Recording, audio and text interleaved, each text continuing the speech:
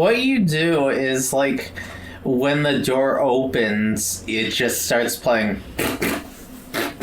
I can't do another episode with the original fart collection in it. There's already one.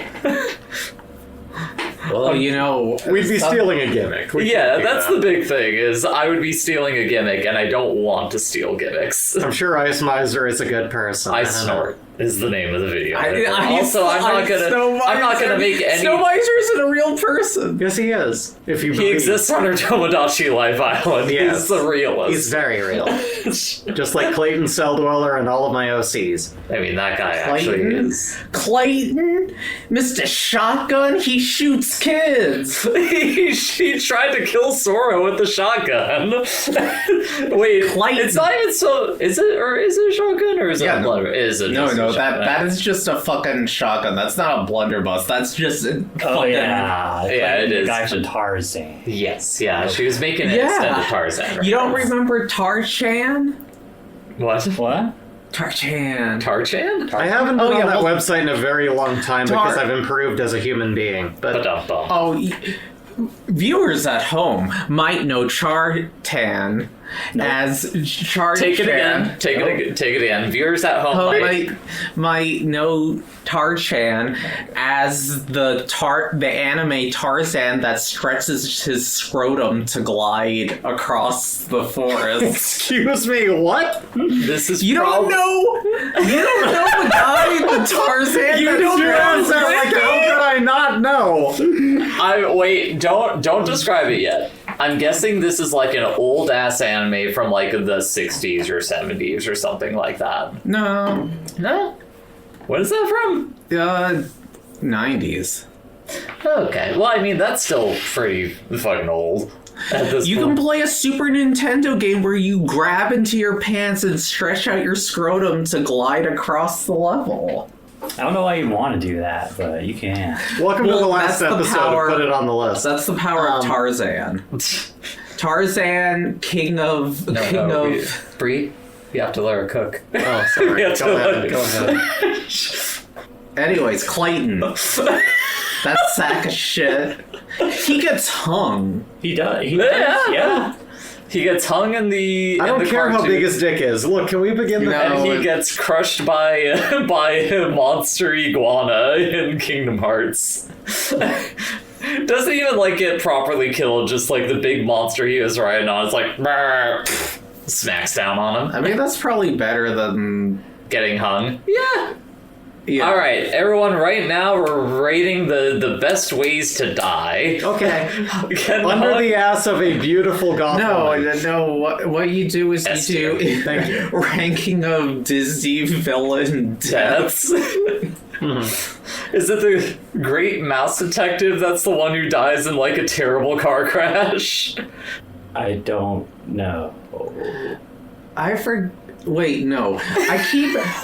Getting your I head get crushed by Mouse the thighs. Detective That's another one. confused with, like, you know, actual Lupin, because in Lupin, the villain gets crushed by the two hands of the claw. Yeah. It's like kind of. It's kind of like that. Or no, it's not.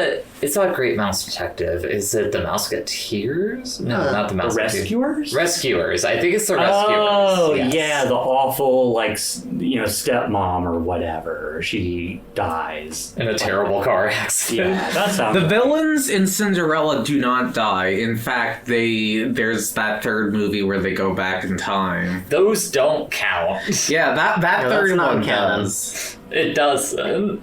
None of those things count as. I'll have you know that third movie recently got a stage play. Who cares? Someone was telling me when I was streaming the other night that, to put another feather in my Cinetune Nerdle cap, that John Goodman is the voice of Baloo in Jungle Book 2. Oh right, yeah. That would make sense to me, yeah. Also, someone didn't tell you that. There was a trailer for the Jungle Book 2 in one of when the you games were playing. taking the Lou Bega challenge. Yeah, after Yeah. I took the Lou Bega challenge, I got the exclusive trailer for Jungle Book 2, Jungle to Jungle Harder. See, I want to keep Bridget going because I could tell that Bree hates every second that we're not just actually doing the podcast. I just want everyone at home to know that I have discussed the concept of us maybe having a more structured, more film-focused... it's okay, it doesn't matter. Absolutely. Bree, if we did that, these episodes would be over in 20 minutes, and where's the fun in that? They'd be digestible on your way to work, and our listenership would go up immensely. However, that's Yeah, not right. what we're doing. Bree, Yeah. how often do you listen to podcasts? Hours and once flat. Then you do not know that the majority of the time that people listen to podcasts, they are in it for the long haul. They are listening to it on a long commute to work or while they're stuck at their office job without much to do. Also, Evie, I think this is the first time I've seen your desk mat. That's amazing. Like, holy shit, For that's the gorgeous. viewers at home, would you like to describe her desk mat? It's just a really beautiful Anna-themed desk mat, and it's beautiful. I love it. Yeah, it's a tableau based on the Anna Short Temptation Stairway, and you too can own one by going to .com. This podcast is not associated with .com. That's right. We have no associations with .com. Nothing Not we official. say. Yeah. Not official Not official. associations. Yeah. We are not actually the views and opinions presented in this Are podcast not do an not extension of reflect. that company. Do not reflect, the views and opinions of .com. Would you like me to bleep every instance of us saying .com? Yes, that would No? be really funny. Okay. Are you sure? What reviews connected by cast or crew deciding the next film, that's the gist. Put it on the list.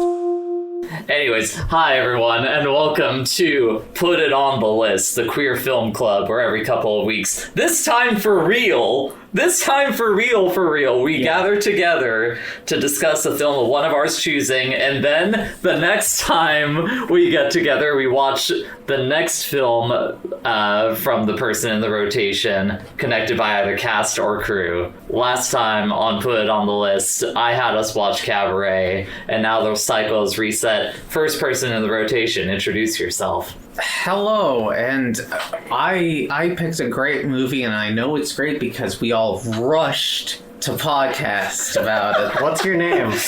My name is Mac of Mac and Me. No, it's Bridget. Second person in the rotation. I'm Evie. Third person. I'm Bree. I'm Jay. Yes, that's right. I'm the Coca-Cola can. I'm the bag of Skittles. I'm the Coke can that's later the Coca-Cola can. I'm the McDonald's restaurant featured in this movie. I'm the gun. You're the guy with her dick out with a gun. Come on, dear girl. This. Also, Bridget, you were so kind with your introduction of Mac and Me, despite the fact that you were actively screaming in terror for so many parts of that movie. I feel like it physically hurt I you might have worse. been the person who got the most enjoyment out of Mac and Me. I was somehow. loving it. It was good. Okay. Anyways, we're going to be talking about Mac and Me, but Mac and Me. before we talk about Mac and Me, it's actually so close since the last time we podcast, I don't know how much any of us have to talk about and catch up on. I actually do. Oh, I thought we were weighing who has more to talk about and then decide. Okay, so I've already made I said I wouldn't develop a new hobby. I've already made 3 step maps for Stepmania. What did you... First of all, tell us the most important one that you made, because I know it's the one that you want to talk about. Well, I mean, I already talked about the Talked about Steam Hams on the last one? I don't know if we did. I know that I I think made Starry Sky remix, the mashup. But I also made one for Steamed Hams, of course, in its entirety with the video and everything. And I finally made one for one of my favorite happy hardcore anthems by Vinyl Groover and Trixie, Need Your Lovin', a real staple. of happy hardcore electronic music, and I'm really proud of it. I learned how to do the slowdown bit when you like fuck with the steps. I'm cracked. Like I'm having a great time, and I've gotten more. He's having a great time, and I've gotten more commissions in. I'm getting some commissions. We're drawing some. People are asking her to draw. Yeah. Don't talk about that on Yeah. PayPal. PayPal's the one that don't make refer to that. Yeah. I mean, also Stripe. Maybe just like you just never talk about how you sell. I am a branding artist. I'm a character and branding artist who works for professional people, and what goes on in there is entirely between me and the brands people with urine. So you would like me to bleep out every instance of you saying that you got a commission? Jay, did you get like a new like bleeping tool that you installed? You seem really adamant. No, absolutely not. I'm just doing a bit so I have something to edit in this podcast aside from just the silence. Every time I say every instance of you're asking if I want you to bleep out the word. Simply for the protection of your career and being able to continue it as an artist on That's fair. Bleep out the instances of please. Okay, I will happily do that. PayPal, we were definitely not talking about pornography during these last bits. We were definitely not talking about pornography. No, it's okay. Knows that the views and opinions expressed on this podcast do not reflect the views and opinions. Yeah. Has anyone else been up to anything that they would like to update the table on? So we went to an OVA festival at our local like historic movie theater. Yes, as one does. Yeah, and it had like a little like kind of bunch of like local pop-up shops for companies. Faku was there selling pornography. I got a Shintaro Kaga wall hanging. I don't have to bleep the instance of talking about pornography in that case because they sell pornography as a company. I sell porn to the community. They are smut peddlers, and they're well aware of that. Yeah, I bought a thing from a local artist, and we all had a nice. It was fantastic, It was honestly. so nice. Like, I went to the OVA festival. I want to actually shout out the theater. Hollywood Theater in Portland. It is quite genuinely a historic theater. It has been open for like 100 years. Yeah, they're still celebrating their centennial this year. It's fucking crazy, and I'm so happy that theater is still around. They do great stuff. Yeah, to give you an idea, they did a showing of Redline, and seeing that in theaters was like entirely different. We should specify, the thing we saw was not Redline. No. But I'm saying they did show that before to give you an idea how cool this fucking theater is. Yes. And also separate from this, we did see House. Yeah, we saw House a little while ago in 35 millimeter, and that was great. I feel like I understand that movie. I understand that movie more every time I watch it, but especially watching that in like a theater proper was like, oh, this is genuinely magical. Yeah. Like I feel the whimsy of this film like washing over me in the way that I feel like it washes over everyone that enjoys Hausu.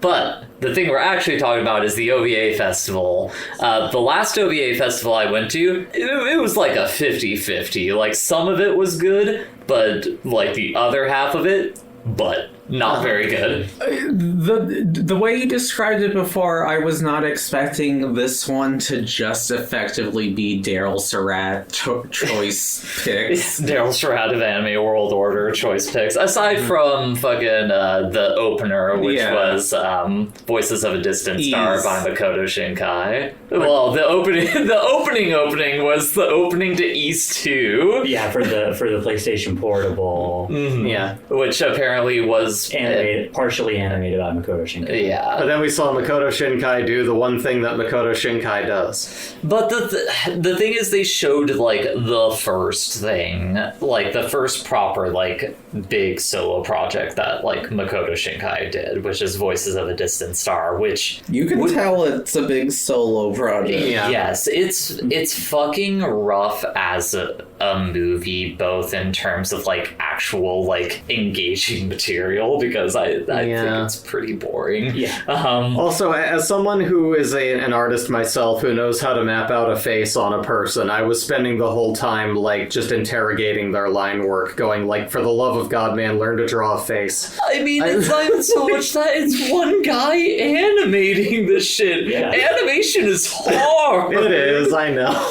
Like, art in general is hard, but animating art is... ugh. Anyways, but it is still, like, kind of amazing to look at that movie and be like, damn, Yeah. one guy did this all by himself. That is fascinating. And oh, sorry, you got it, Sarah. Yeah, but like I think it is definitely like interesting from like a craft perspective, and just like, oh, this is a guy who's gone on to do a bunch of stuff, but on its own it's pretty dull. Yeah. Part of my takeaway of it, as someone who is a noted Makoto Shinkai hater, I feel like the setting of that movie also works a lot better with the general themes, or really the one theme that Makoto Shinkai does of just like, you know, social isolation from people over the course of time.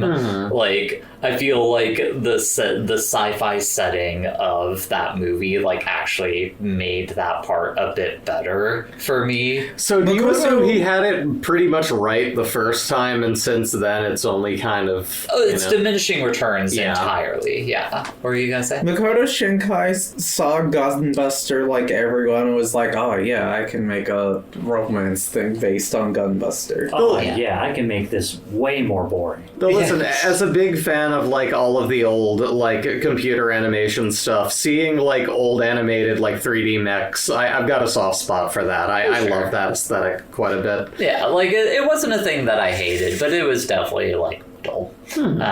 Yeah. After that, though, we had motherfucking Demon City Shinjuku. Let's fucking go. Well, immediately after it, there was like a stop motion animated short. Oh yeah, they were all separated by stop motion animated Yeah, shorts. by Yeah. Studio Dwarf. Yeah. And all of them were fantastic. Fucking incredible. Like, beautiful stop motion animation. All of it so perfectly crafted in, like, from a storytelling perspective that they, like, know exactly how to tug on your heartstring for, like, 3 to 5 minutes, and then they're out. Yeah. And then they're done. And it's perfect. It's great. It's amazing. But yeah, so that was in between each movie, and the second movie was motherfucking Demon City Shinjuku by why am I forgetting his name? Kawajiri. Kawajiri. Thank you. Yoshiaki Kawajiri. And that, aside from not Bloodlust. Is it Bloodlust? Vampire Hunter D Bloodlust? Yeah, aside from that, that was my only one of his that I've ever seen. It made me want to replay Contra 3. I can see that. Like, Yeah. you know, if you're someone who grew up on, like, you know, the box art of, like, late 80s, early 90s video games. It's very there. I can imagine you seeing a Kawajiri film and being like, Oh. yeah, that's a fucking vibe. Yeah. You can It's- play some Shin Megami Tensei. to that. Sure. Yeah. But yeah, like weirdly enough, I think Demon City Shinjuku is the one that I felt like I've had the hardest time figuring out how I feel about it, just by virtue of like it's out of all of them, that's the one that is most like that's just a movie. It's not like a short in the same way as the other projects are. Yeah. That is effectively That is an hour and a half. Yeah. OVA movie. Yeah. So, like, it did kind of feel out of place in the OVA festival just Sure. because of how long it was a Yeah. little bit. well, for me, it's more just like it's kind of done dirty by how like influential and like how much it has gone on to inspire like other anime. Yeah. Totally. I don't think Shinjuku is the one that inspires. It's more Wicked City. It's more Wicked City and especially Ninja Scroll. Yeah. Well, Wicked City and Demon City Shinjuku are like kind of a pair with each other. Yeah, like Demon City is essentially the PG-13 Version of Wicked City. Yeah.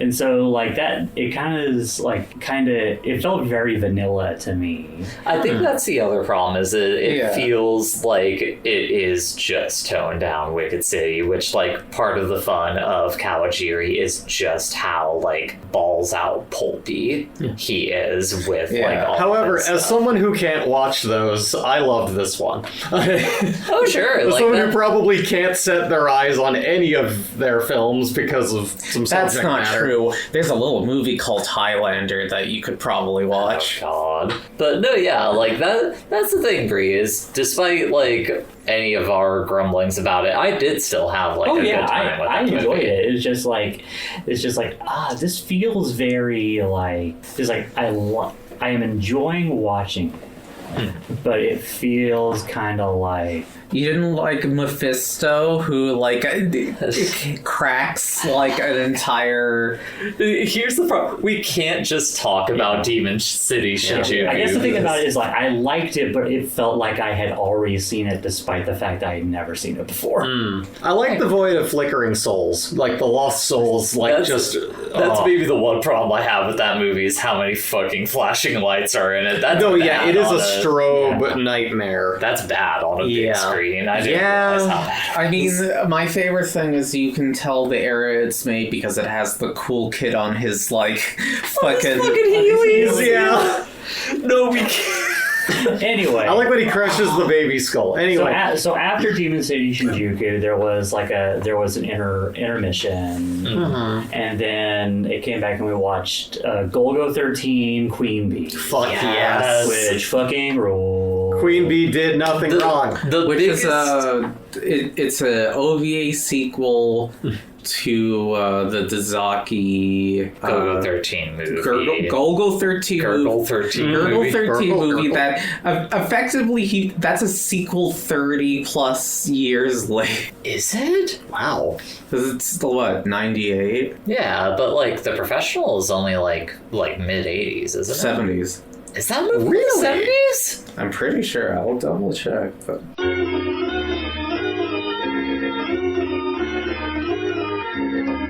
it's not 70s, it's 83. Okay.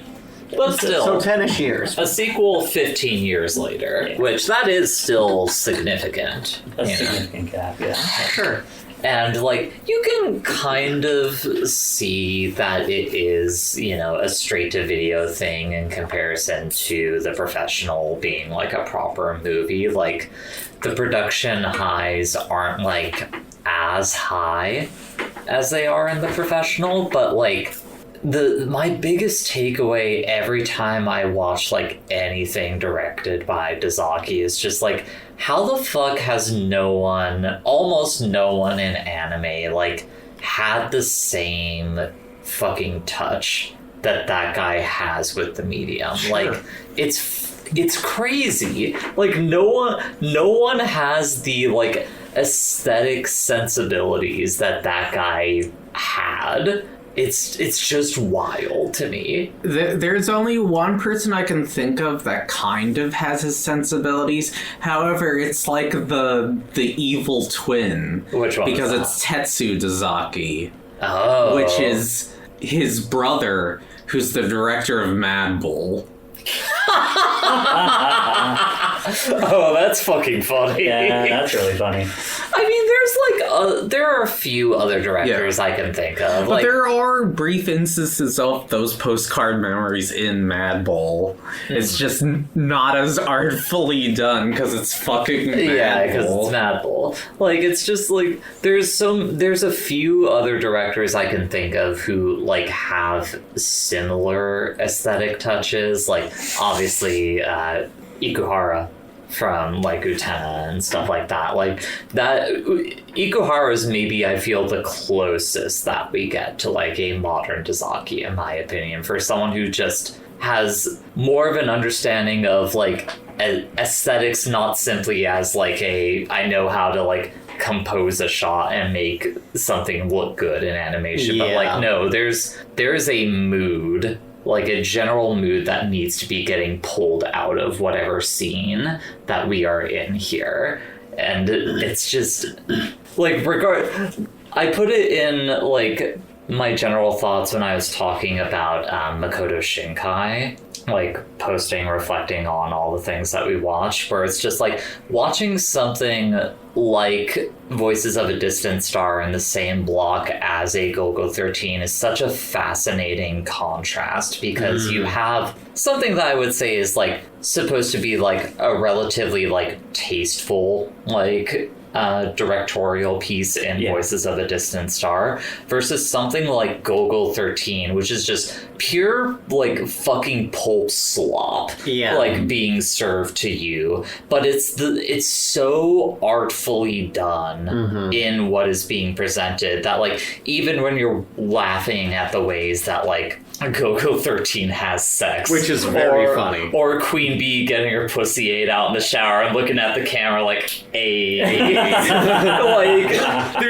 or watching the Democratic elect like blowing his brains out in front of a stadium of people. It's so funny. It's all stuff that you're laughing at, but like I could still look at that and be like, holy fucking shit. The way that this is presented is like still evoking like something inside of me. It's incredible. It's so fucking incredible. Also, listen, I won't spoil it, but anyone who does watch it, watch through the credits. You don't want to miss that scene. It moved the movie from a 9 to a 10 for me.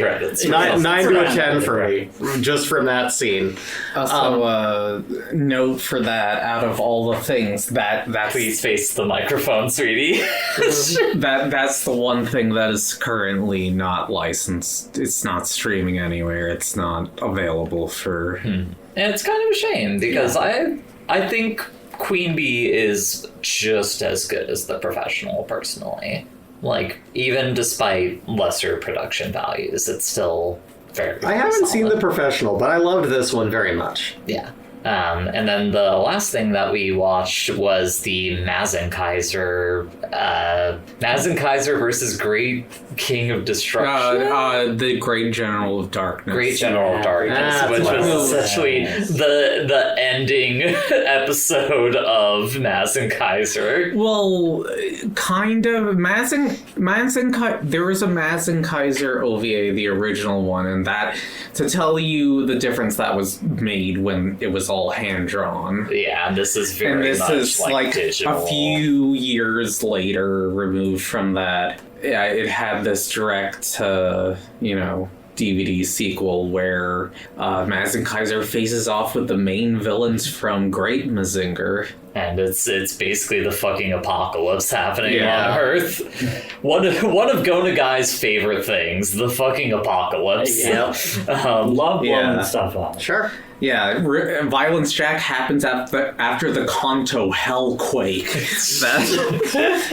which is actually the ending of Devilman. Oh. Anyways, I don't feel... I suspect that none of us have much to say about the Mazen Kaiser one. It was fun. It was fun. I like Chekhov's sword getting disarmament knocked out of the hand. Yeah, it has this. Probably my favorite part, besides Boss Borat and Boss I love that son of a bitch. I love Boss Borat. Is like Mazen Kaiser knocks the Great General of Darkness's sword up into the sky, and it's in there long enough that you forget it went up into the sky. Yeah, like Mazen Kaiser like punches the shit out of the general like a few times, like knocks him into a pit, like on his back, and then like as he'd be like the sword finally comes back down and stabs him right in that face. It was odd to watch that like completely out of context of the rest of that show, because I didn't know anything about it, but it's presented in a way that you can kind of go, okay, that's a good guy who just died. Like, this is important. These people are the heroes. We get what's happening. He needs to get to his robot. It's easy to figure out what's happening. Yeah, it is a robot show for children. Yes. You can still find it. It's a sequel to a robot show for children that has slightly more death than... Yeah. Than the whole out here. Yeah. So yeah, But yeah, overall, OVA Festival, give that like a solid B+, maybe like an A-, something like that. I'd give it 4 popcorns and a cup of water because they had a water machine. Getting a little bit thirsty. It's 4 hours of sitting in a movie theater. Oh yeah, and I'm gonna throw in a Magic Knight Rare mug. See, that's what Bridget brought. Yeah, I thought about one of the vendors had like a little blackjack glass. Oh yeah, that was the one where I was like debating between the two. But it was just like I can use a mug. I can't use just like a glass as much. Yeah, I got a Samus print from a local artist, and I also went ahead and got a. I mentioned it earlier, but I got a. God, what's his name now? Now I'm blanking. Shintaro Kago. Thank you. A Shintaro Kago wall hanging of that like head explosion one. Like I love that piece so much. So now that I have that and I can hang it up on our walls, give a little color to the space, that'll be nice. I got a little like personal notebook from like the local anime convention. Hell yeah. I got a blind box from a local artist that has. Are you pointing at? Well, it's the same one Bree got the Samus print. Yeah, the same artist that Bree got the Samus You were print. pointing behind I thought me. I thought the recording had stopped. But anyway, yeah, it's the same artist that Bree got the Samus print from, and they were also selling blind boxes. And inside the blind boxes is a little acrylic standee of, they call it a computer angel to watch over you as you browse the internet. Is that guy over there? Yeah, the acrylic guy. That's really cute. Yeah, he's very cute. Yeah, overall, fantastic time. Yeah, good. fantastic. We got to hang out with some other local friends there. It was a great time. Yeah. But now that we've caught up on all that, it's time. I just want to say the thing I was looking up on my phone the entire time was before I was trying to get up the full discipline reading, but now it's... Why? What? Because we were talking about porn, and I wanted the perfect opportunity to recite the entire discipline reading for the podcast. Not our bit. Also, It's yes, not. also not. Well, actually, it's an open submission. Yeah, basically. Yeah. But everyone, it's time for audience feedback. Yes. AKA the Owen Minute. Now you don't have to be Owen to submit questions to the Audience podcast. feedback brought to you by Owen. Get it twisted. You don't have to be Owen to send us questions. In fact, we will, no matter who you are, we love audience feedback. In fact, you could send it to us at putitontheList.bsky.social. You can find us at putitontheList.neocities.org, Wife City Productions on YouTube.com. You could find us anywhere major podcasts are sold. Email us at wifecitygaming@gmail.com. We have some emails today. No kidding. We have an email today. Oh, I see. But we got some feedback from Owen here. Owen asks, why did you bring up Sloth World? Why did they specifically tell me to look up Sloth World? What is wrong with you? What is wrong with everyone? Why would anyone you make an attraction called Sloth World that was unable to safely maintain sloths? I think the parlance of that last sentence got a little bit fucked up for whatever he was trying to say. I don't know, Owen. I don't know why. I think he's just trying to say, why would you call something Sloth World and not be able to do the basic fucking thing of making sure that the maintaining sloths don't Sloth die. World? Yeah. Because money makes the world go round, the world go round, the world go round. Money makes the world go round. Anyways, Owen follows that up by saying, never mind, you just brought up the Dormine Doggy Door. Happy pet, peace of mind! And I have forgotten what I was upset about. Okay. Good. I don't remember what he was saying either. So, well... And then in response to the movie that we're going to be talking about today, Owen says, oh, fuck that. Yeah, you're right about that, Owen. Yep.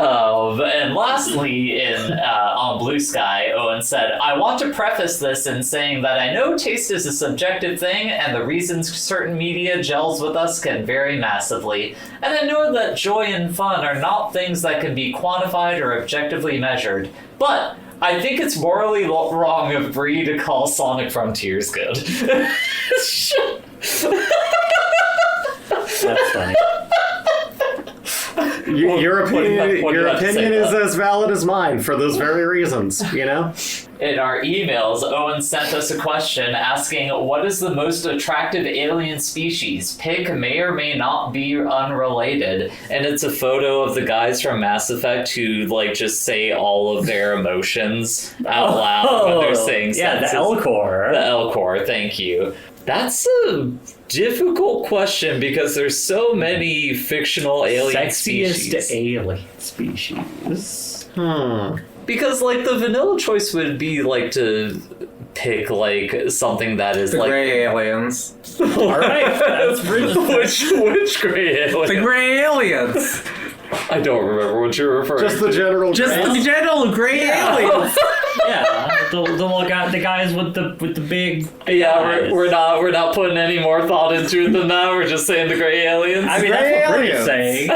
Okay. Okay, listen, I've Because got... wait, I had a thing before she interrupted me. Go ahead. Because it would be very easy to just pick the vanilla, like, incredibly humanoid, like the Green The aliens. Asari. the Asari. Sure, The yeah. green aliens? Stop it. The Asari, or what the fuck is Ahsoka from Star Wars? Oh, that's a Twilight.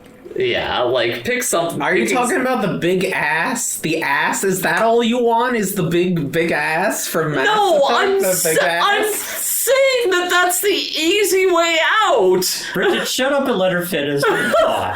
I mean, there wasn't much beyond that. She just wouldn't let me finish it. Oh, okay. Because I barely think about sex in general, let alone sex with alien creatures. The odds that another, like, race of, like, intelligent species, anything even remotely like us exists is, like, 0 to none. So we need to assume that if there is another society, it works entirely different with an entirely different, like, you know, they breathe fluoride and like, you know, and chemicals and they have, like, 9 faces. Okay? So, like, aliens, it's gotta be an alien. And I think the only real answer here is the blue aliens from the E65 video. Well, we're forgetting. What about the aliens from Macamee? They have the perfect circular mouth. No. What, the one that you watching the film the designed whole for time was sucking like, micropenises? like recoiling in fear watching? Like, those holes are designed only for straws. Even when they're on the alien planet, they're still sticking fucking straws God, into that's their... why. That's why they did that. Yes! Yes, it is! Oh my god. Okay, we're talking about Talking Macadee. about We're Macadee. in it. Okay. Day for night shot of whatever planet they're in. We are not going to go beat for beat through that. Bridget, give us a cursory summation of this bullshit that you made us. No, Bridget, give us a cursory summarization of E.T. the extraterrestrial, please. Yeah. The ET drinks the beer and goes, God, that's such a good part of E.T. That is. part is so funny. When he's just hanging out on the fucking Yeah. on the fucking recliner, kicking back beers and watching TV. Remember when this concept He's got was like charming? a flannel shirt on. Yeah. He's so cozy. He's dabbing it up like, yeah. Oh god. E.T.'s a fucking movie. Yeah. Unlike this, which was just a The scene where they massive take waste of ET away legitimately scared me as a child. Sure. They're E.T.'s an effective movie. Yeah. there was only one thing scarier. What, the alien parents in Macamee?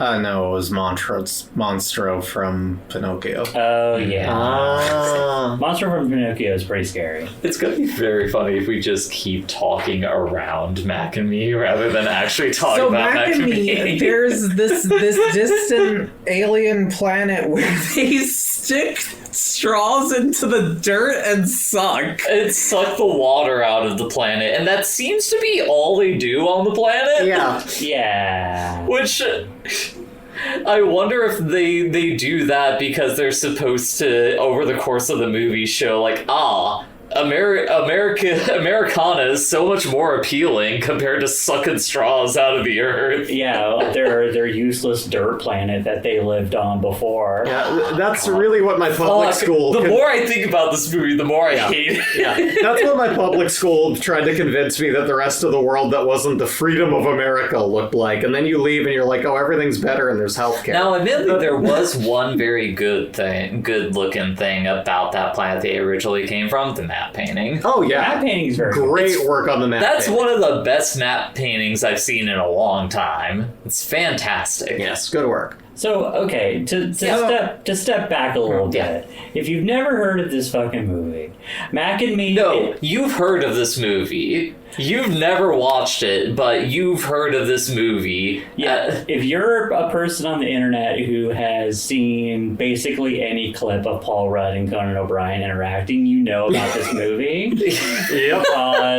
Because a clip from this movie became a bit between the two of them. Mm-hmm. But basically what this is it's a 1988 movie where they basically tried to make an E.T. and it's just worse. It's the worst thing in basically everywhere. It is like McDonald's and Coke and Skittles going, we need to make that fucking, like, that peanut butter candy money. Ooh, let's try to see if we can capture that again, what they did, without any of the charm or the writing or the really anything. Well, that's the fascinating thing to me about this movie is, like, the parts of it that are just being E.T. are so, like, I would argue almost ghoulishly soulless. Yeah.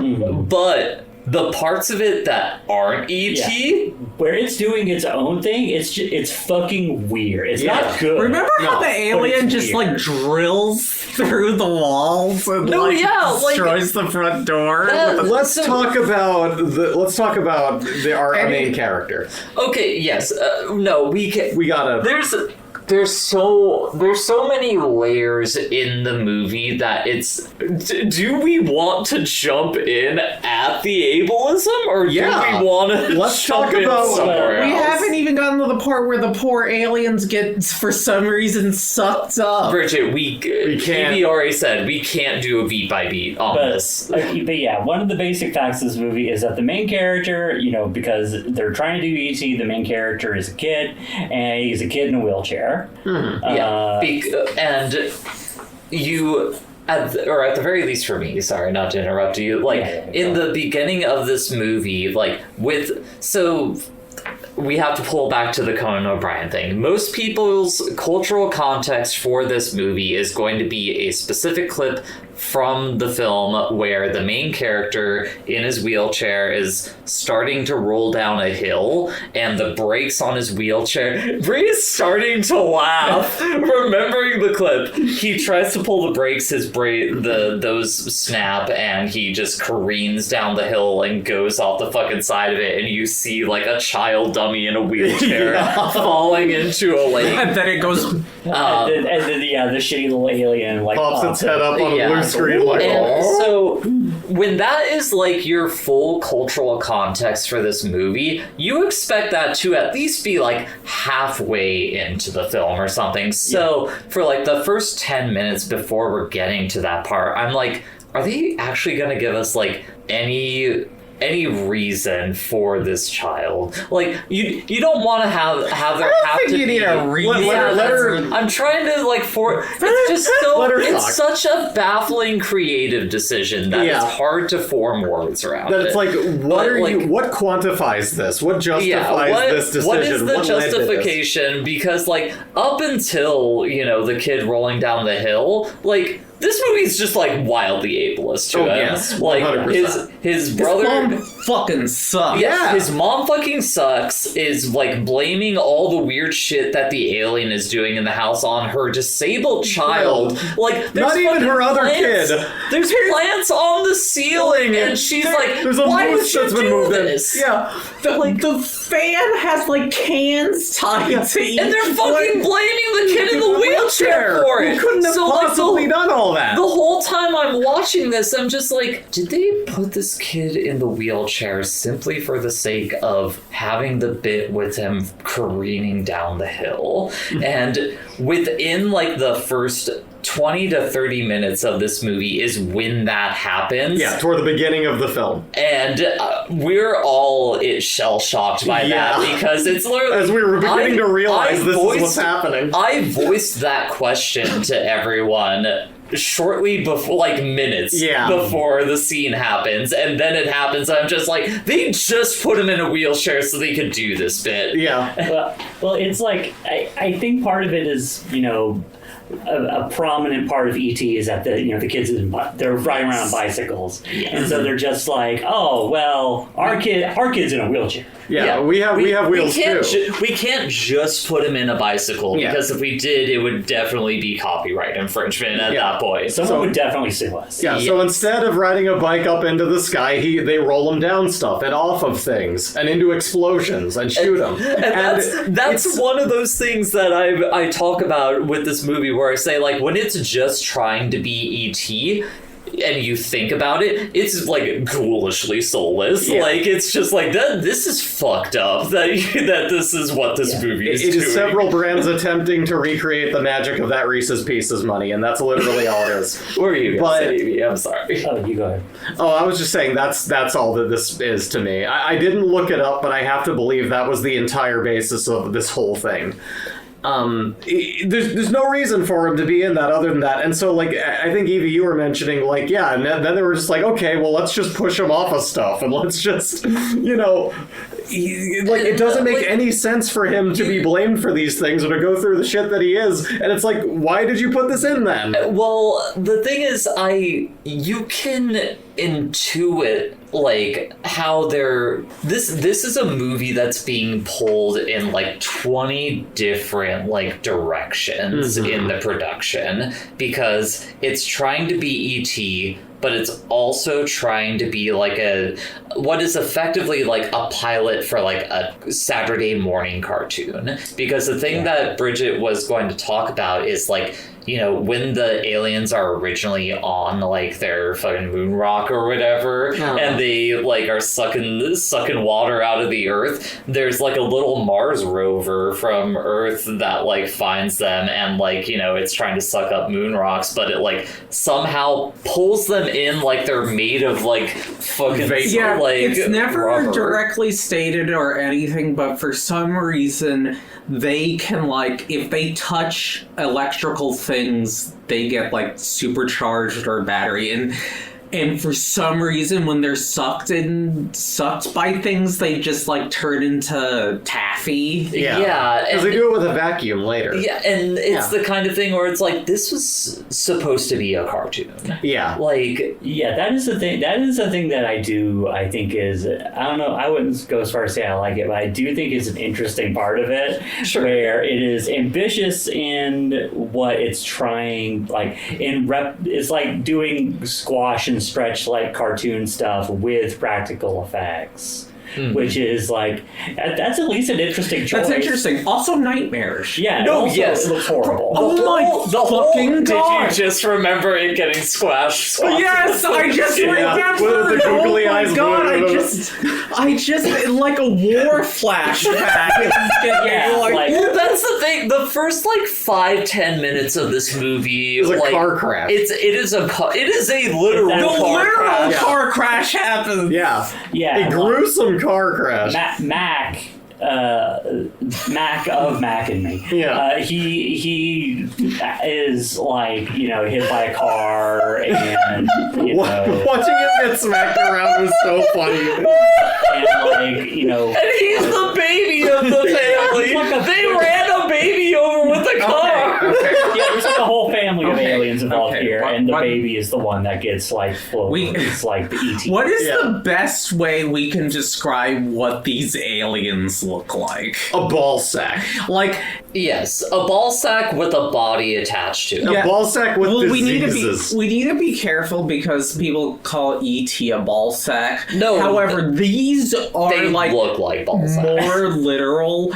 They got horrible like staring eyes and little like flesh mouse, like where you could actually see the wetness Yeah, of their God. fucking. It's so bad. They look like kind of weird, like Brie might get this reference. They look like weird, like bougie boy sort of. Yeah, Boogie Boy. Yeah, Yeah, I Boogie can Boy. see that. And Of like, Devo fame. Of Devo Yeah. fame, and like is.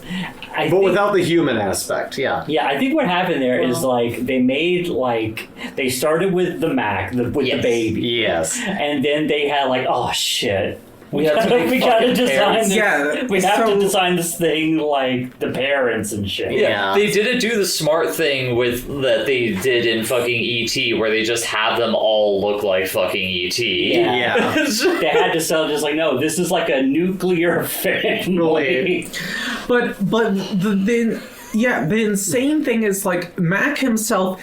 He's not a looker. He's not great. Oh yeah. Yeah. His parents are monsters. Oh yeah. Oh yeah. They are That like was- nightmarish, Cronenberg-esque. They're horrible. Like, I think that's being too harsh on it. When the dad's walking toward the camera, that's the other like, thing. They oh. like have Bridget the has gotten most- up out of her chair to the describe most the body language. unnatural. They look. There's a scene in this movie where they're in shadow and you can only like see the their eyes, figures and the yeah. eyes. It is one of the screamed. most nightmarish fucking things I've ever seen. Only to be beaten by when they have the grocery store lighting. And they're Oh. fully lit. Yeah. For some reason, they shoot these creatures in a grocery store. Yeah, essentially. fully- With, like They don't do anything fancy with the lighting. No. no like, cinematic lighting. No. It's like if they shot it in a grocery store. yeah, like in a Fred Meyer. and it looks They like look like rotting salami. yeah. yeah, it's like fucking analog horror type shit. It would play today. Yeah. It's pretty bad. Like that's the fun. One of my favorite things about watching this movie was seeing like. Bridget is not someone that's usually struck by horror No. while watching things. Yeah. So for me, sitting next to her on the couch and just audibly hearing her be like, ah! Yeah. Every 15 minutes, Bridget screeched about something horrible. That And was I do not blame her. Like they were. There are parts, the aliens, no explanation for it, have like a fucking gloofy ass, like. Yeah. I think that's stretching- being too No, kind yeah. to the alien arms. I- It's literally an alien hand on a stick. Yeah, There comes were, from off there were a camera. couple of shots where you can see it coming from behind them. Yeah. Like they did. There was no consideration. Like, that. okay, so I need to return to the original point I was trying to make, which this is a movie being pulled apart in like 20 Yeah. different directions, Yes. where it's trying to be E.T., it's trying to be a Saturday morning cartoon, it's trying to be a commercial for like 5 or 6 different brands, and it's, yes, go ahead, please. I have a question. Yeah. Throughout the movie, do they drink anything that is not Coca-Cola No, they do or not. 7-Up? 7-Up, No. they drink Coca-Cola almost exclusively. However, there is one scene where someone has a 7-Up. I think they only drink Coca-Cola and 7-Up. Like, one could argue that maybe they were drinking water out of the fucking earth that they were on in the beginning. Oh, they're of on the movie. legendary Coca-Cola planet where Oh, they yeah, just... that's it. That's what has to be like the implication there, because the fucking aliens love Coca-Cola. They Yeah. love drinking that shit. So like They're that near planet death. has to have some weird kind of sugar Yeah, water. they're just- near death I at thought one they point. died in that cave. Yeah, hold on.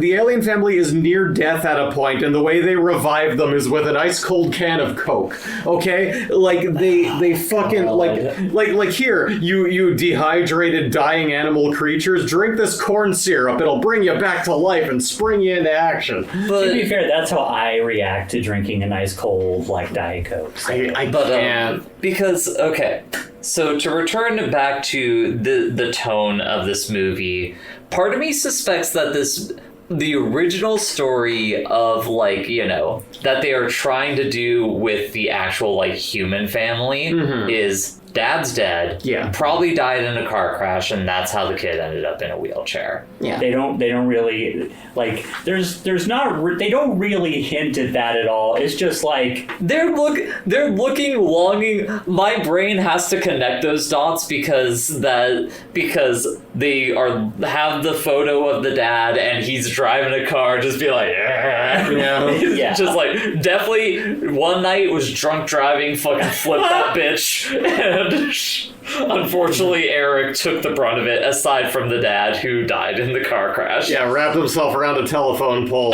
Primus riff. And yeah, just But yeah, bam. like it's. Oh god. Okay. yeah. That was the point I was trying to make Yeah. like 10 minutes ago. Yeah. Yeah, like the story of this movie doesn't fucking matter. It's Yeah. just like Yes. it's a pretense. Like they're like Pretense to shenanigans. pretense to shenanigans. Like they kind of like they're like everyone's just kind of going through the motions. We're just like we're doing an ET. Yeah. Whatever, and Which those parts of the movie are so boring. Like Yeah. the parts where it's trying to have like emotional pathos and like trying to do the thing where it's like, oh, but the alien's real, Mom. The alien's really real. Mom. Like doing all that kind of stuff is just so fucking boring. Soulless. And I think that's what made me love the parts where it's just going off where it's the just fucking fucking weird. Oh, Where yeah. it's just like, hey, they're going to a birthday party at a McDonald's, which first already strange. Yeah. And then like in California. Yeah. And also, I'm sorry, I mean, I don't care if there is a birthday party going on. A fucking flash mob of tons of people Okay. dancing in the McDonald's made no fucking sense. And it dawned on me a little bit earlier today. They're doing that dancing shit, not because any of it made sense for that to be going on, but because there needed to be a distraction to keep the government from getting the aliens. Well, no, So- it's twofold. They had to do a distraction to keep the government from seeing the aliens, and also it's the late 80s, so they have to put cool hip-hop dancing in it. Yeah. Those are the reasons. Like, that's the thing. Every creative decision in this movie, you could see some fucking guy chomping a cigar and be like, yeah, we gotta make some fucking we gotta make some fucking money in here. Put some fucking Yeah, dancing it's in the it. fact that they don't set any of it up for it to make any sense. We gotta make this into a cartoon at some point. Make him be all like rubbery like taffy. Yeah, this becomes like the big order argument of like let's try to have these scenes that we saw good anime do, but not give any fucking weight to I it. don't And- even. Here's the thing, Brie. I don't think it's that because that's giving the creative choices in this movie too much credit because that implies that they are at least trying to do it for some kind of like artistic impact. Yeah. At the very least, something like Big Order is terrible and soulless and awful, but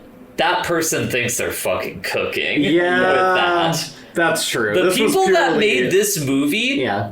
so I made it a point to not listen to like any of the special features on the new 4K release brought to you by Vinegar Syndrome. Thank you, Vinegar Thank you, Syndrome. Vinegar Syndrome.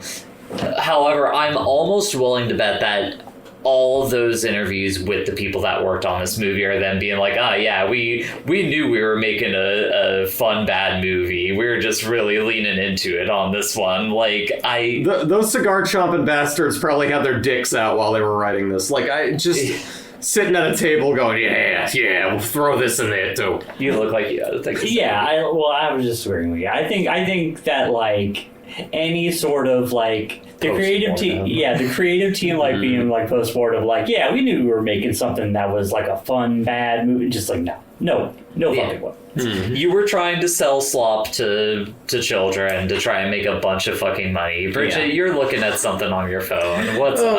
I was just like curious. They were talking about it's very Face the microphone, sweetie. it's very hard to get. So like the kid in the wheelchair, he actually is. He is. yeah. Oh, sure. that's That's not one of those things that I was doubting at all. But the other thing I was just laughing at is this has a $13 million budget.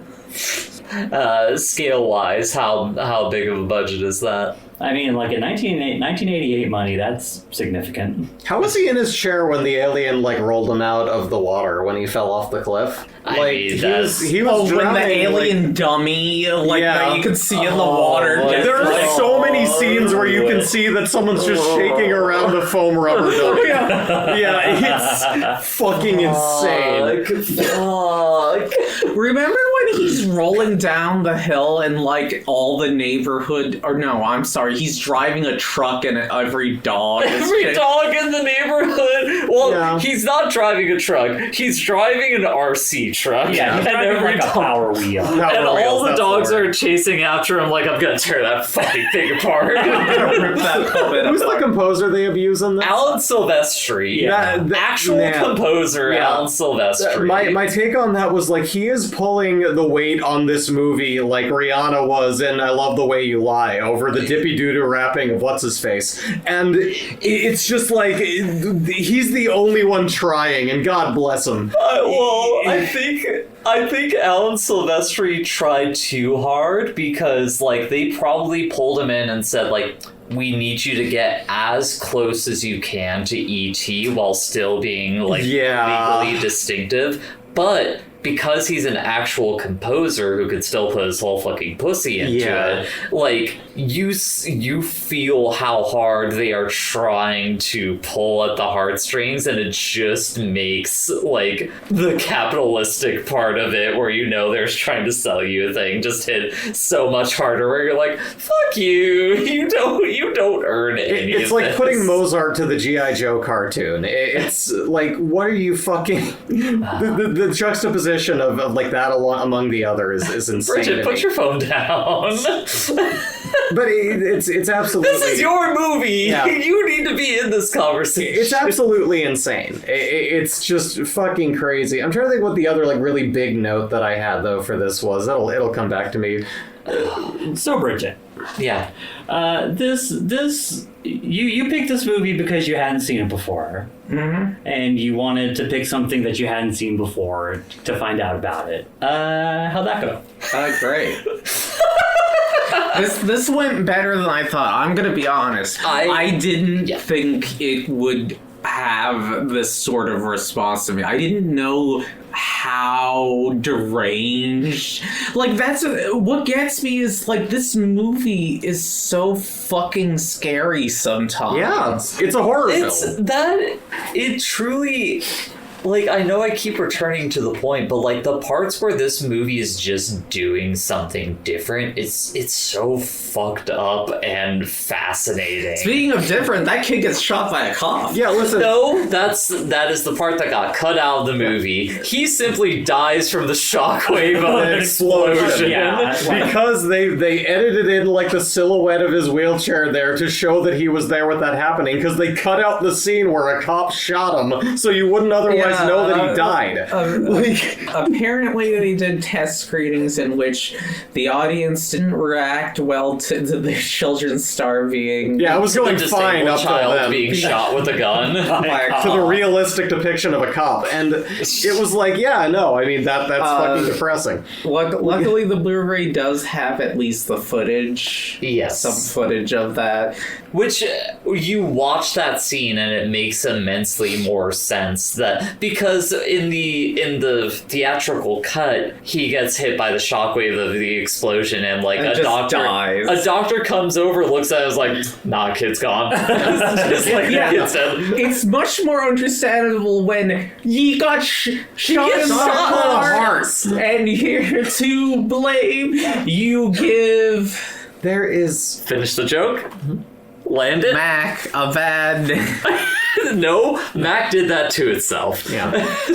But yeah, and like right before that is the alluded to like scene where all the aliens are in a supermarket and like Walking meat men. yeah, and like Mac's father, the father alien, gets a gun, and so he's just wandering around. Okay, we need to talk Wait, hold on, about. before we do. Like, Evie, what you're saying about the found footage thing, I do think if you remove half the scenes from this movie, you can just make like a shorter, brilliant found footage film. like a good horror film. Put a bad VHS filter on it. Yeah. You're done. Oh, God. A24 logo in front of it and everything. You're good to go. I know their standards have lowered, but you know what I mean. The Back Rooms out in theaters now. Yeah.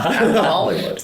Yes, it is. The Back Rooms has nothing on this. The thing I wanted to go to is the nuclear alien family landing on the planet and the mom immediately discovering that as a woman she needs to feel shame about her body. Oh yeah, you know it's the mom because she has to wear clothes. Like, that's the thing.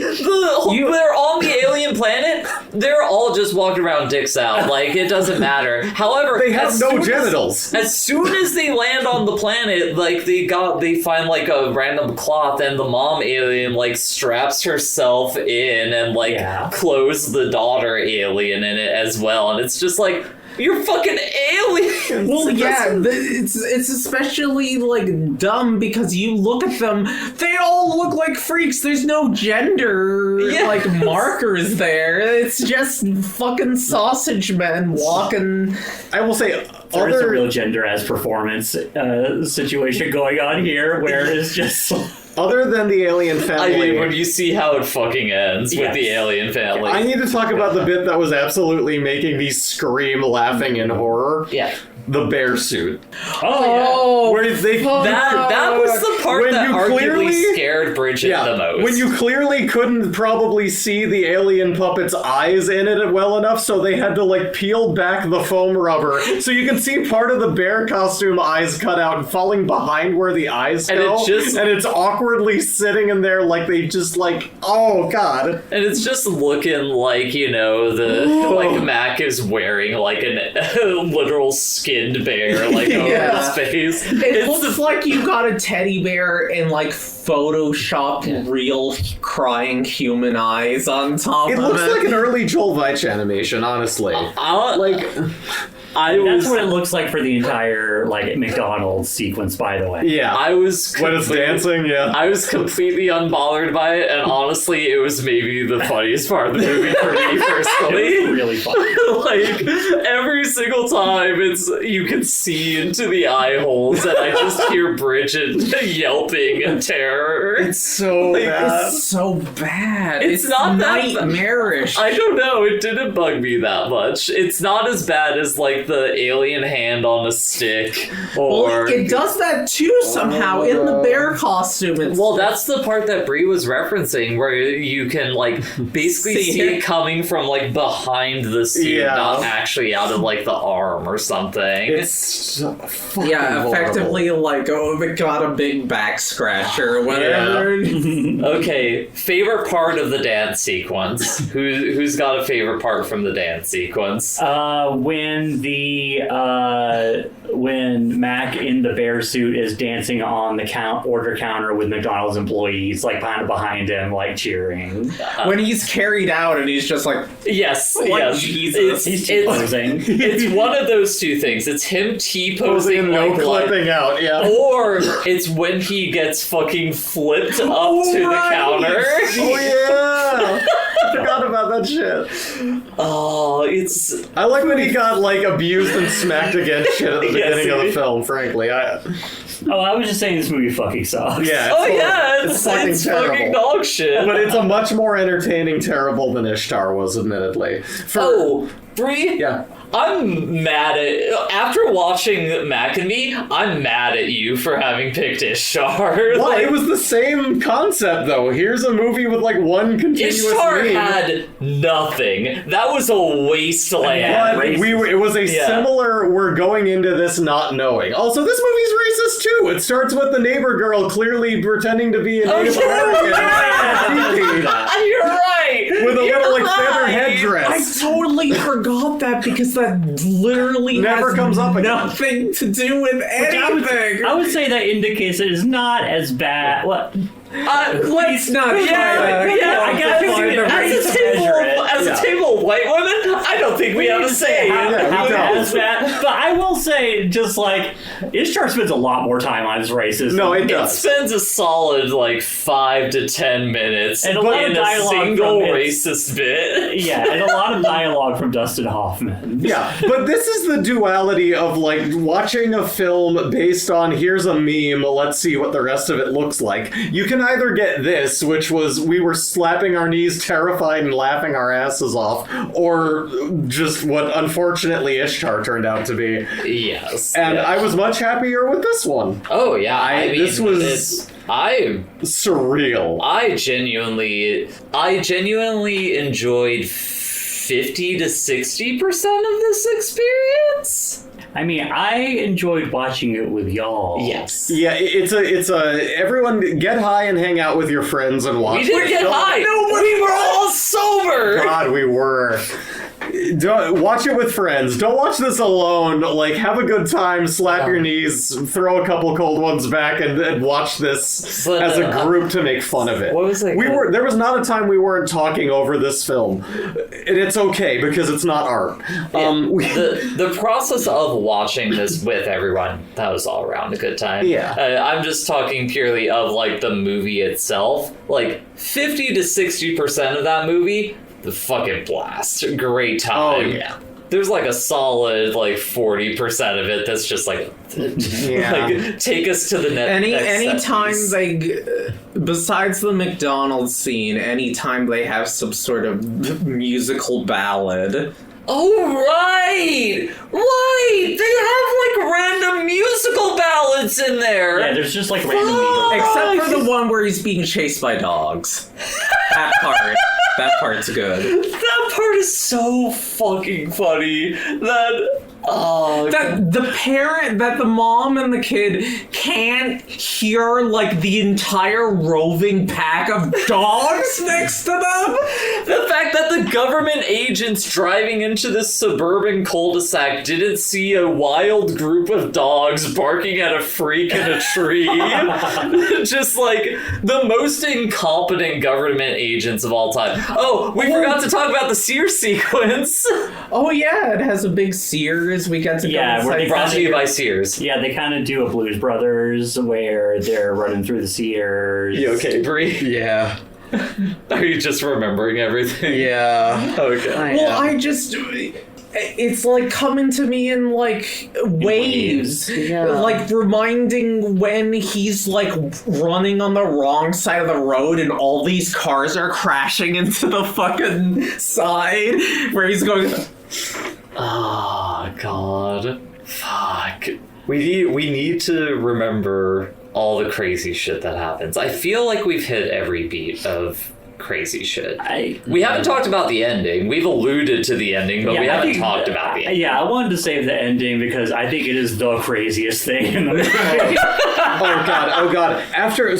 Before the mother blames the kid in the wheelchair for literally everything, she's showing the kids the brand new house, oh, look at this house, didn't your mother do it? I'm best mother ever. And then she introduces him into his new room and says, look, you can look out the windows, and there's clearly a window too high for him to see over right there, and it's how dare you? It's central in the shot. It's just, also, on top of to add to the ableism, this movie refers to, don't tell them you saw an alien, they'll think you're, the film said this, not me, a schizo freak. Yeah. Man. And literally Man. After him getting rolled down the fucking hill in his wheelchair, one of the fucking doctors that is watching after him in bed is trying to give him fucking pills to be fucking take your pills, you mental freak. Pop the pills, pillhead. Yeah, just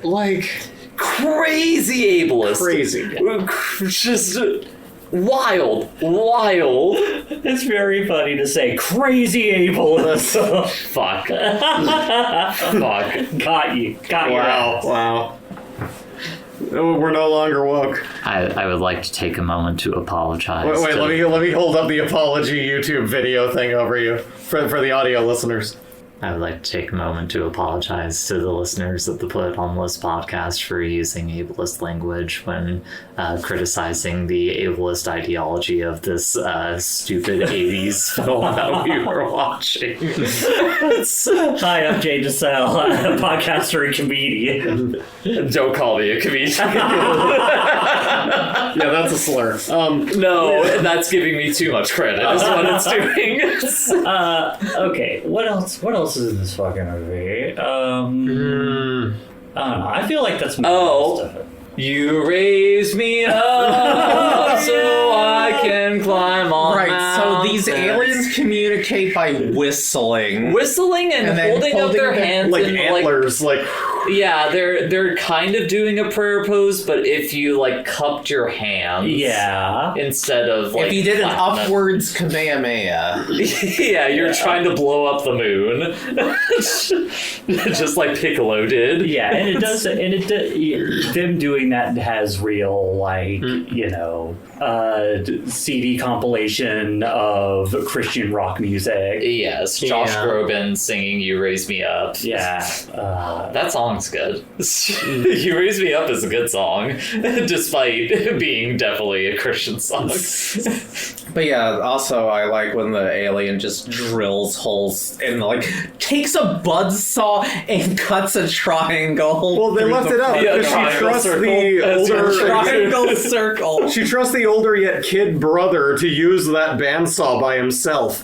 And it's like... It's so weird. There's the part where the neighbor girl and Eric are trying to capture Mac in a vacuum cleaner, and like they suck up Mac with the vacuum cleaner, but he's making the vacuum cleaner that's attached to the neighbor girl's back go fucking crazy. So she's like flying all over the house, like going up the walls, on the ceiling, spinning around on the floor, like all these things that just make you feel like if Mac and Me were a cartoon, I might actually enjoy it, maybe, like genuinely enjoy it. Like not Elf Tales? I have no idea what you're talking about. Elf Tales. The cartoon. I don't know. I feel like it failing to be a live action thing is where a lot of the horror and thus comedy came from for me. Like, because it is so sauceless otherwise, I think as a cartoon it would be horribly boring. Like, I think it would at least be more successful at the things it's trying to do if it were a cartoon. It would be better and therefore worse. Yes. Yeah, exactly. Like, I think it is in its perfect form as it is right now.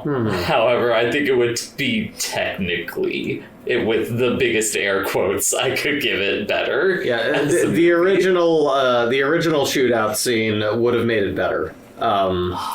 Yeah, but the movie culminates in, like, you know, all the alien family and, you know, all the various like kid hangers on end up in a supermarket where you see the alien family shot in a supermarket and it looks awful. It looks just god awful. Like it genuinely is. Like, I was laughing at it. It is genuinely horrifying. Like, Yeah. the hard. Like, why would you shoot it No person should be subject to having their photo taken in like harsh supermarket lighting, let alone a human in a bad alien costume. Yeah. Yeah, and anyone who brought a camera into a Piggly Wiggly should go to jail. Yeah.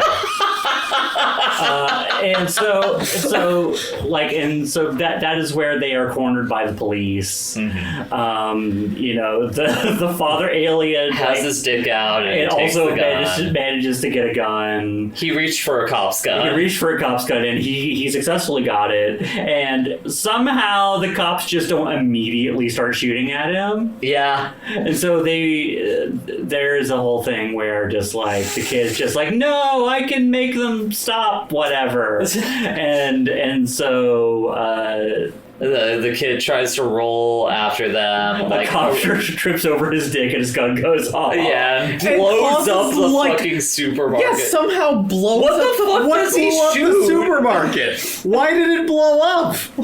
Why? And then, from the hells of fire, The fires of hell, sweetie. The fires of hell. The creatures show up. Oh yeah, the aliens are in the explosion, but they're just kind of fine. Yeah, they're okay. They survived on an alien planet for all those years. And using their cool alien powers, they bring the dead kid back to life. After their seance. Yeah, and then everyone's happy. And then they're American citizens. Yeah, then the movie cuts to a courthouse. Where a naturalization ceremony is happening. I was so confused at first. I was like, what the fuck is happening? Are they trying to do the Star Wars ending with like Chewbacca?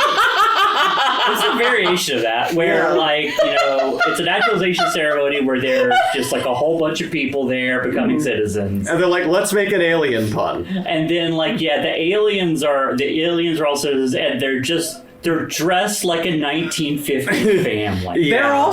They also are the way them having on clothes just looks like It's somehow worse. like a you're putting oversized clothes on a child.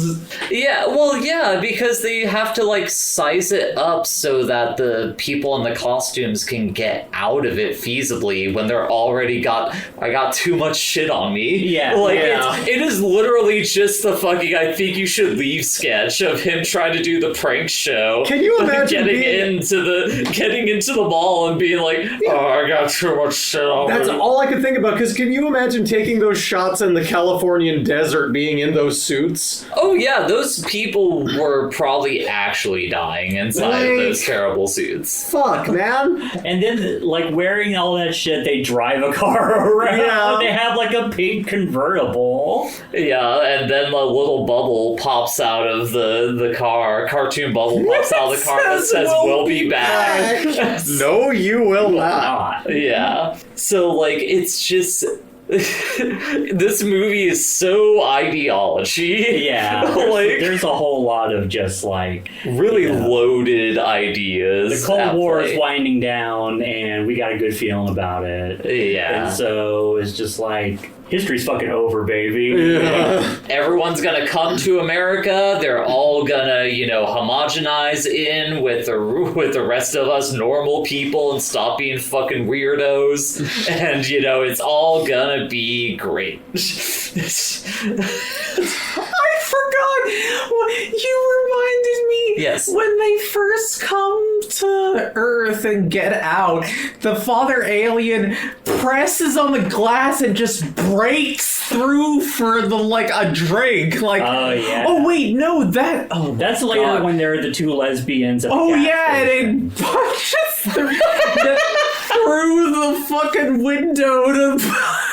Like a nightmare creature. Yeah, it steals a 7-Up from a lesbian, which is no punishment is good too enough. severe. Yeah. Well, it was just saving her from a 7-Up. I mean, 7-Up's alright. It's like a Sprite. Well, actually, no. It's a Sprite, cool soda. Sprite is better than Sprite's better than 7-Up, but I'm not mad about it. I haven't had either in so long. I don't pick sides. I don't care. for sure. I don't have a horse in this war. I don't fucking. Is there care any more about juice brands. to squeeze from this vine? No. I don't feel like we got You don't want anything to else. squeeze juice from those things. They're all ballsy and wrinkly. Yeah, I think the and, one thing I can say about this is, as we're talking about it, I realize it feels like we were watching 12 different movies. Yes. None of this makes any sense when you really lay it out. This was a nightmare, and it was very funny. Is that your final thought? Yeah, that's all I got. Okay, Bridget, what were you gonna say there? Oh, I feel like if you squeeze them, all you're gonna get is like Coke out of them. That's how they make new Coke. Oh, There was a brand change. Yeah, with there was. the I Coke. pointed that out. There was the Coke cans on there, and then they were giving them Coca-Cola when they were saving them in the mine shaft. It's like, what happened here?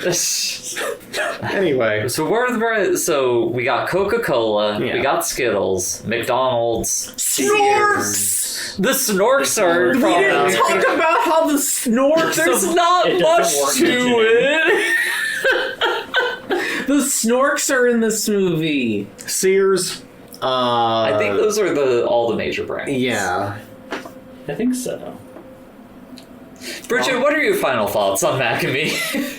I'm glad I watched it. I enjoyed it for the most part.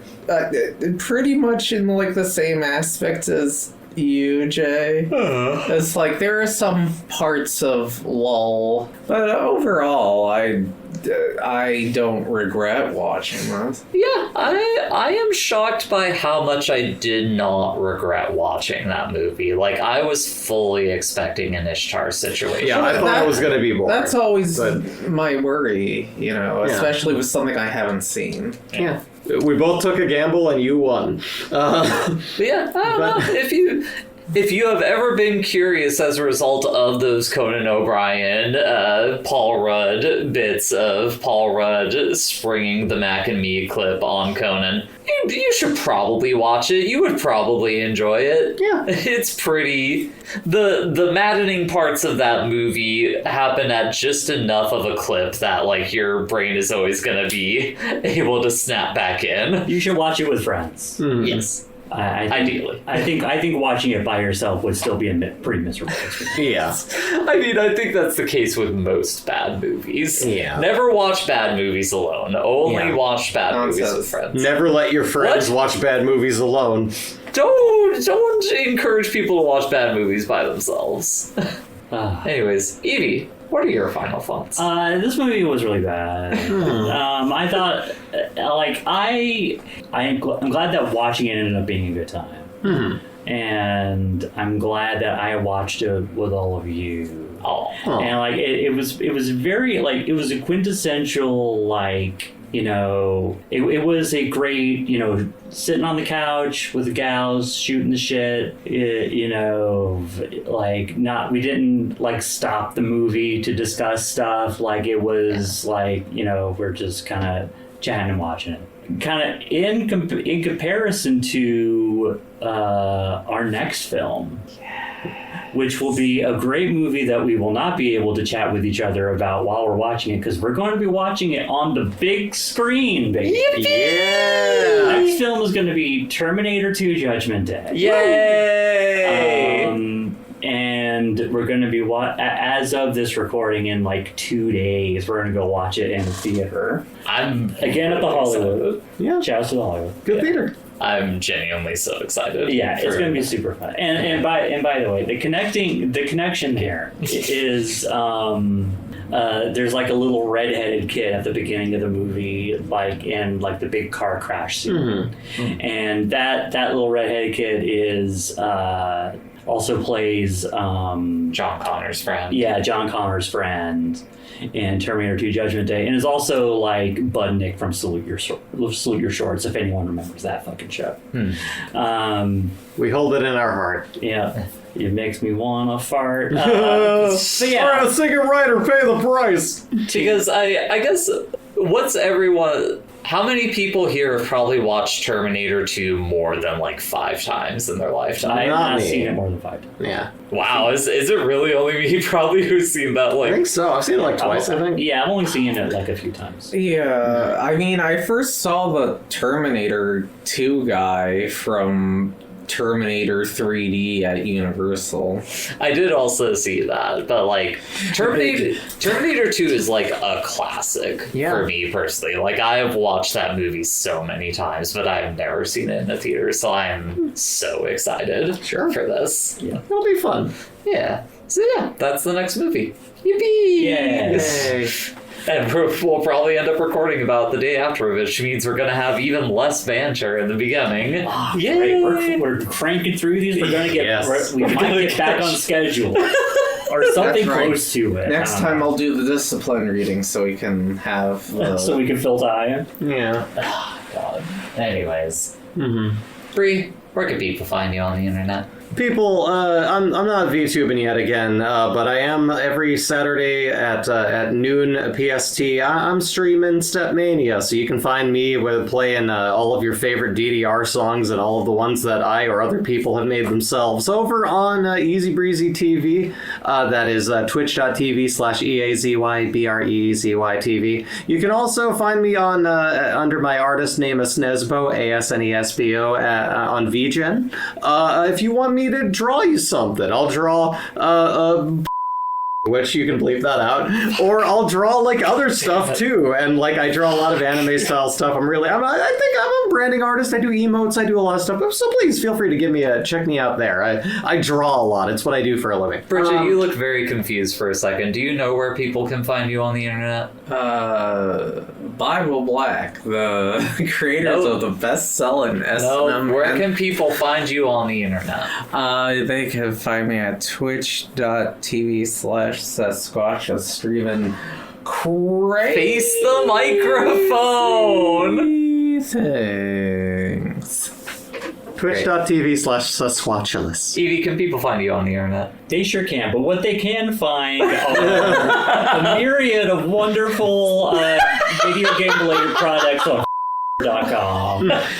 Who is not associated with our opinions Not at all. associated with us at all. Yeah. You can see Evie on the full playthrough of I Will, the Story of London. That's right. You can find me on. You can find me on some of The views and opinions of Evie in this podcast do fully reflect upon the views and opinions of twitch.tv/Sasquatchulus. Yeah, that you can carry that over. Yeah, nothing else though. Who's never shown anything bad. I see. Definitely not shown a boob or a butt at all. Anyways, people can find me on the internet. I'm not going to tell them where, but I will tell you where to find the podcast. Put it on the list on neocs.org. Put it on the list on bsky.social.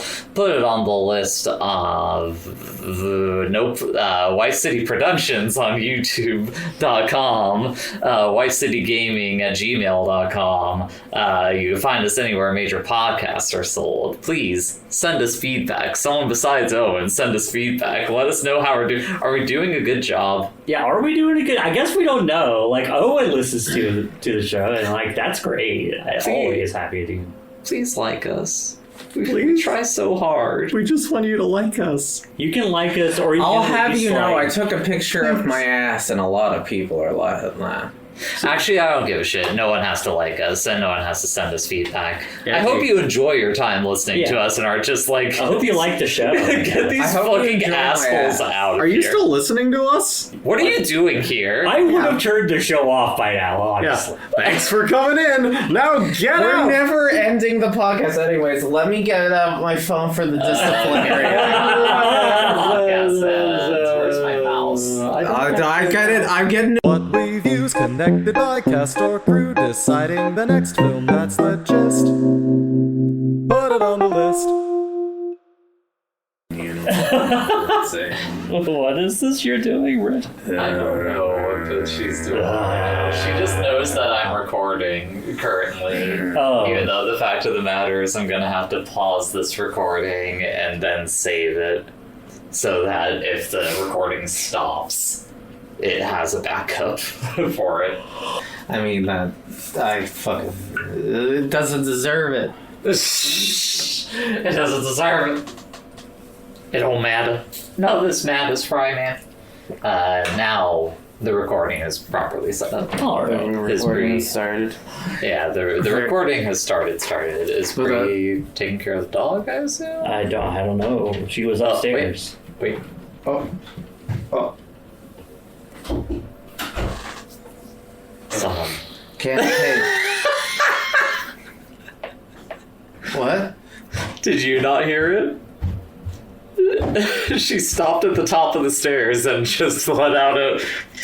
That didn't happen. Yes, it did. That's off the record. That's not real. No. You can No, see it the is large. it's actually very much on the record. Is it a really big sound No, wave? probably not. I think That would that's- be like. It's like, That would be I'm good. gonna very quietly. God damn, dog. I'm gonna very quietly Just do me a favor, compress it to be very loud.